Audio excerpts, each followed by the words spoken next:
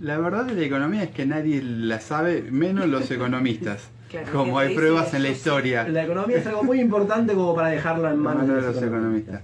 Bueno, lo que es importante es que la derrota del gobierno de Javier Milei con el retiro de la ley Ómnibus empezó a traer dudas en la élite económica que saboreaba ya los beneficios que iba a obtener, ¿no? Bueno, los beneficios por ahora no van a estar. La semana pasada recordemos que la Asociación Empresaria Argentina, AEA, había festejado la aprobación de la ley en general. Quienes participan en AEA, para entender por qué festejan, son los dueños de todo. Ahí está Luis Pagani, que es uno de los dueños de Arcor, que es uno de los que aumenta sin miramiento los precios mucho de los productos que se compran en los supermercados. Está Paolo Roca de Techín, que recibe subsidio en vaca muerta y tiene un hombre de él, de su empresa, un ex empleado, al frente de ahora de la conducción de YPF. Está en AEA, también está obviamente Héctor Manieto del Grupo Clarín, que aparte es dueño de personal, que también aumenta sin freno el cable y la telefonía celular. Y sigue la lista.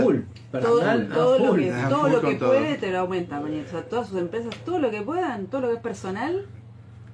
Es un saqueo. Bueno, y sigue la lista. En AEA está Coto, Marcos Galperin de Mercado Libre, Laboratorio La Anónima también. La Anónima, que hace frente a la inflación, aumentan los precios. Che, qué desatado que está Galperín, ¿eh? Galperín está como loco. Está como loco, ¿eh? Sí, se comió el personaje de Elon Musk. Sí, Está algo como... así. El exilio en Uruguay parece que lo liberó.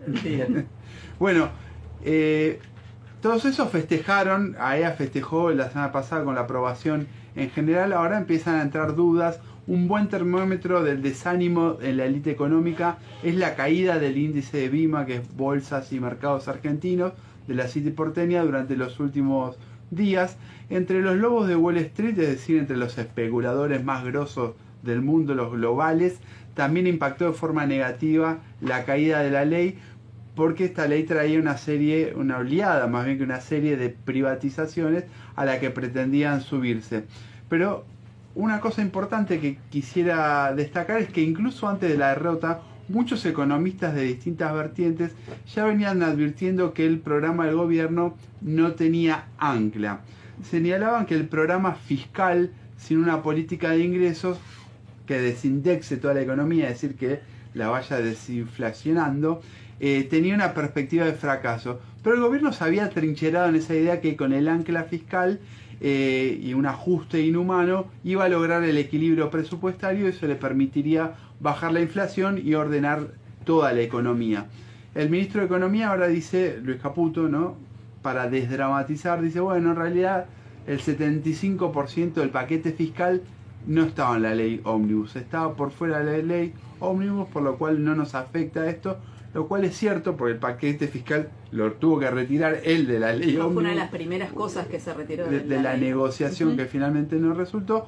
Pero el problema ya no es de porcentajes, sino que se vio un gobierno en retroceso, y eso para la élite económica es un mal síntoma.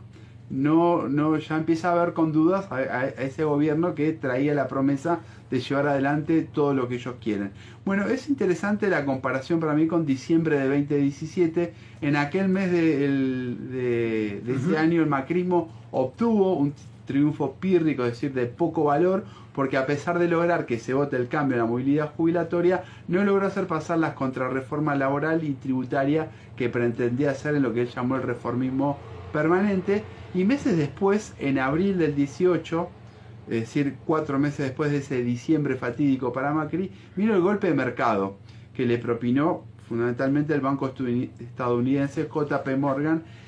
¿Qué dice ahora este banco? Retrospectivamente se podía haber visto en ese momento que ahí empezó el principio del fin.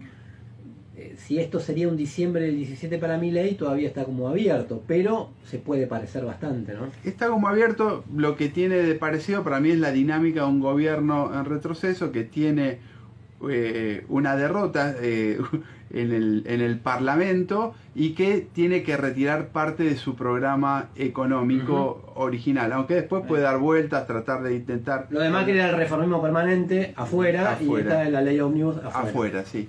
Bueno, ahora JP Morgan, que dice, ya calificando al gobierno de Milei, dice: esta derrota expone los desafíos de gobernabilidad que enfrenta el gobierno, es una declaración importante porque entre los desafíos de la gobernabilidad que enfrenta el gobierno hay que anotar las potenciales maniobras especulativas que hacen este tipo de bancos o de los fondos de inversión.